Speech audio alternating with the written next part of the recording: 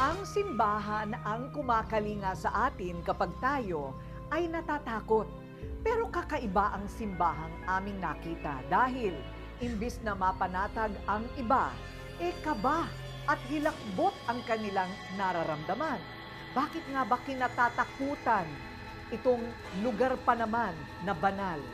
Alamin natin ang misteryong bumabalot sa Simbahan ng Kababalaghan.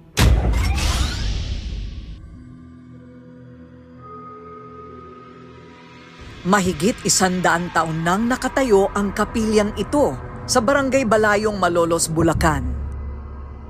Takbuhan ng mga gustong magdasal at magnilay. Pero sa likod ng tahimik at payapa na lugar dalanginan, nakakubli pala ang nakapanghihilakbot na mga kwento ng kababalaghan. Anong misteryo ba mayroon ang kapilya ng Santa Cruz? Taong 1903, nang itatagang kapilya ng mga unang residente ng Barangay Balayong na pawang mga magsasaka. Palaging dinadagsa ang kapilya ng mga deboto mula sa iba't ibang lugar tuwing Semana Santa para sa tradisyonal na pabasa. Mula noon hanggang ngayon, hindi nagbago ang banal na imahe ng Kapilya Santa Cruz. Isa sa mga tagapangasiwa ng kapilya si Beng. Mahigit 30 taon na siyang deboto ng simbahang ito. Mula pa noong 10 taong gulang pa lamang daw siya, nakaugalian na niyang mag-alay ng bulaklak sa Birhen tuwing Flores de Mayo. 2018 nang siya'y maging Hermana Mayor sa kanilang fiesta, kaya madalas ginagabi siya noon sa simbahan para maghanda ng mga gagawin sa okasyon.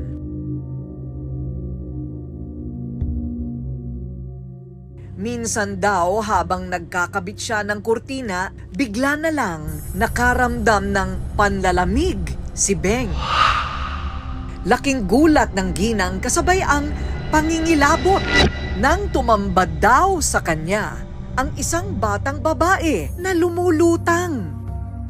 Kinikilabutan ako. Eto, naninindig ang balahibo ko.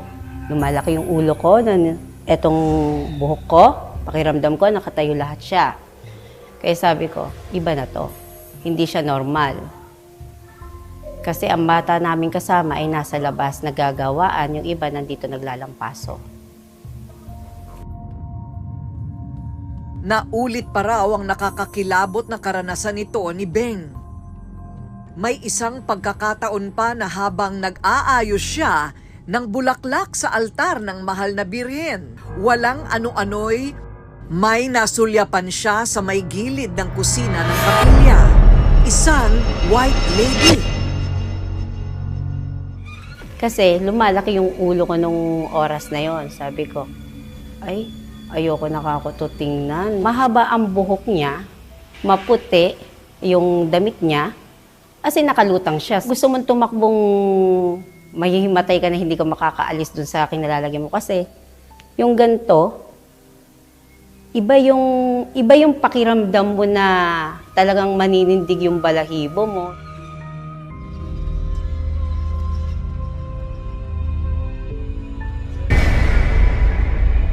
Madalas din daw mapansin ni Beng at ng kanyang mga kasama na nagagalaw o di kaya nawawala ang mga gamit na naligpit na, gayong wala namang ibang tao doon. Ibang gamit na lilipat, halimbawa inanap namin, wala doon, hindi makita. Na doon naman sa kabila, napupunta rin sa kabila. Minsan talagang hindi po namin makita. Pag hindi namin makita, kung kailan hindi namin hinahanap, doon naman namin nakikita. Tila pinaglalaroan sila ng kung sinong hindi nila nakikita. Parang may dumadaan. Ganun. Ang lay minister at tagapangalaga ng kapilya na si Mang Tony, na siya ring tagasara ng pintuan sa simbahan. 20 taon nang nagsisilbi sa kapilya si Mang Tony. May kwento ring kakatwa na kanyang naranasan. Hangin na biglang dadaan gano'n. Yun lang naman sa likuran ko bilang andun nga ako sa likuran. Sa kwarto na yun, sa Christie.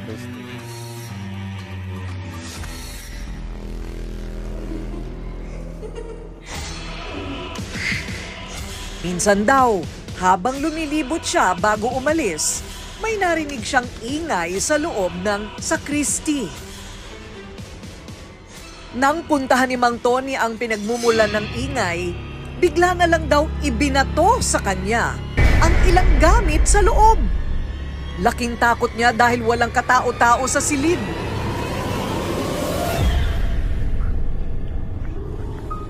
May kakaibang karanasan din si Dre, miyembro ng isang samahan ng simbahan.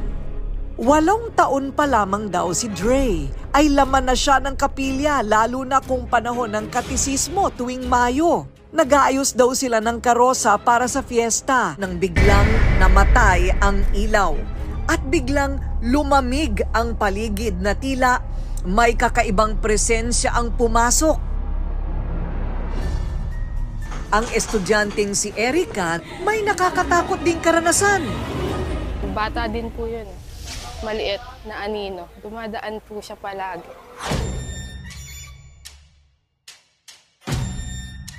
Kwento pa ng mga taga-barangay Balayong kahit daw sa paligid ng kapilya ng Santa Cruz, may mga nagpapakita ring mga nilalang na nakakapanghilakbot. May nagpapakita raw na paring pugot ang ulo. Kaya ang ilang residente doon takot nang dumaan pag 10 oras na ng gabi. Noong araw po kasi, ang kasabihan, pwedeng sundo dahil po may namatay. Ang namatay po ay fisherman. Paanong nangyari na ang isang banal na lugar na tulad ng isang simbahan ay maaari palang pamugaran ng mga kaluluwang ligaw na hindi makarating sa kanilang paroroonan? Habang kumukuha ng video at nagsasagawa ng interview ang Rated Corina sa kapilyang ito, ay nagpakita sa isa sa aming kasama ang isa daw nilalang. Ano naman ang nilalang na ito? Bakit sila nagpapakita at nagpaparamdam sa simbahan? Ang kasagutan sa mga katanungan sa kwento ng kababalaghang ito sa simbahan ng Santa Cruz, malalaman na sa pagbabalik ng Rated Corina. Pakialamero kayo! Kapag sinabi ko, kailangan totoo. Walang dagdag, walang bawas, walang kasinungalingan. Galit kasi ako sa manloloko, sa sinungaling at sira sa salita. Ang lakas maka-unprofessional ng walang integridad. Ganon din dapat sa pagpili ng sabon para sa mukha at balat ng sarili nating katawan. Dapat sigurado, dapat kumpleto, dapat epektibo. Kaya ang payo ko sa inyo, huwag iasa sa mga bolero ang kutis na pinapangarap ninyo. Dito kayo sa may kredibilidad, integridad, proven and tested, Skin Pro.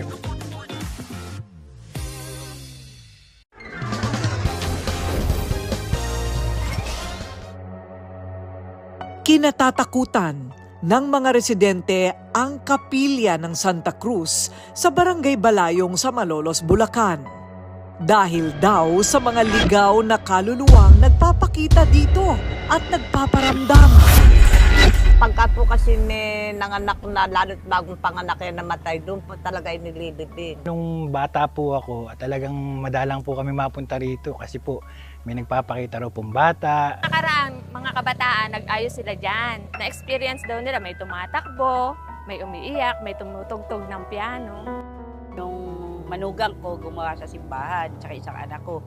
Yung anak ko, narinig niya, may mga batang naghahabulan. Meron po kami batang nakita. Ano ko po, uy, ba't ba kayo naglalaro gabi na? Nasabay mga magulang niyo. Tumingin lang po siya sa akin. Tapos kinuha yung bola, bigla pong nawala. Napansin naming balisa ang aming ini-interview na si Brother Cedric. Yun pala, nagpakita daw sa kanya ang isang lalaki habang kausap namin siya. May nakita kasi ako dun sa mismong pintuan ng chapel na ito na nakatayo na may hawak na tungkod. Para bang tumatawag siya or nag-aanyaya siya. Ang misteryo sa simbahan, mayroon daw pwedeng pinanggalingan. Ayon kay Barangay Captain Ronald Bulaong, may mga bangkay daw na itinapon at inilibing noon sa katabing lote na kinatatayuan ng kapilya ngayon. Nakagisa nung araw, parang puro sa bisita nililibing yung mga bata. Kaya diyan na ililibing dati yung mga sanggol na namamatay. Wala naman kasing masyado pang hospital dito nung araw. Tapos nga puro bukid. Kaya ang isa doon sa nagpapanganak kasi dati, yung lola ko. Siya yung kamadro na halos siya yung nagpapaanak dito sa buong barangay ng Balayong. Para mas maliwanagan ang lahat sa kababalaghang ito, sumangguni kami sa isang kinikilalang paranormal expert para malaman kung anong mga nilalang ang umano'y gumagambala sa kapilya at bakit sila namamalagi dito. Dito medyo medyo bagalan natin. Sa paglilibot ni Tony Suvega, maraming nilalang daw ang nagpakita sa kanya.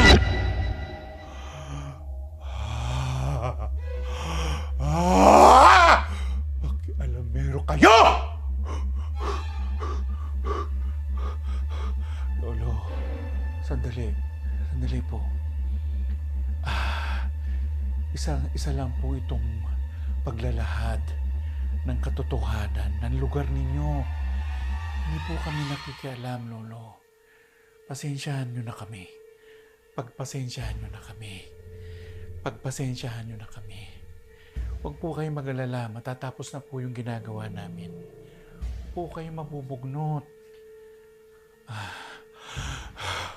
Hindi po ba nakakabawas ng kabanalan ng isang simbahan? Masasabi ko na hindi yun makakabawas kung hindi makakadagdag pa ito kasi dinadayo siya ng mga engkantado na puti. Kung hindi sila dinalaw ng mga engkantadong puti, the lesser naman. So ito po ba yung mga kaluluwang ligaw na hindi po tinanggap sa langit at ngayon nandito sila sa lupa? Tama ang sinabi mo. Mga kaluluwang gala ang tawag. Mga kaluluwang gala sila at sila ay kumbaga expired na siya ng ganitong panahon. Hindi siya umakyat ng langit. Earthbound ka. Ayun. Maraming earthbound souls doon. Ito'y nagiging daan lamang na sabi nga ay sa ating mga mananampalataya ay talagang ito ay way na kung saan ay sa buhay po natin talaga napakahalaga na lang ng malasakit natin. No, lalo na sa ganito mga lugar, meron talagang hindi tayo nakikita at meron naman talagang nakikita. Kaya napakahalaga na tayo ay gumagalang, rumirespeto at nagbibigay ng paggalang sa isang lugar. Kathang-isip man o totoo, patunay lang na mayroong mga bagay sa mundo na mahirap talagang ipaliwanag kahit pa sa mga banal na lugar. Pero umaasa ang mga residente dito na sa kanilang patuloy na pagdarasal at patuloy na pananampalataya. Ang mga kaluluwang ligaw at hindi makatawid sa kabilang buhay ay makakahanap sa wakas ng katahimikan at katarungan. Sa ngalan ng Ama, Anak at Espiritu Santo.